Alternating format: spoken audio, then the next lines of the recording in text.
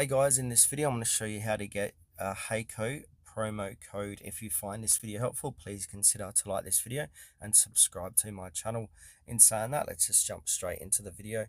Alright, what we need to do is open up a web browser, go to Google and then type in Hacoo promo code.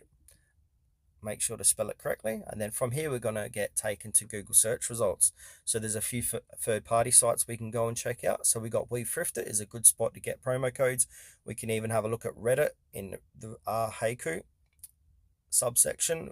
We've got discount code UK, so we can check out any one of these sites to find promo codes.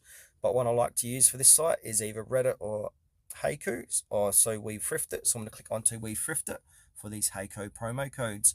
Now inside here, and generally the best promo code is going to be at the top of the page. So it says here 10% off the best Hacoo discount count.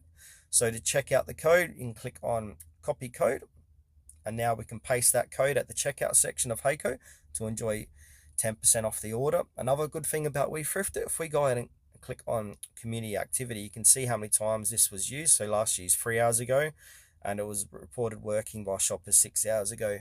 These promo codes do expire every now and then, and so once they expire, just move on to another site or go to Reddit and get another promo code.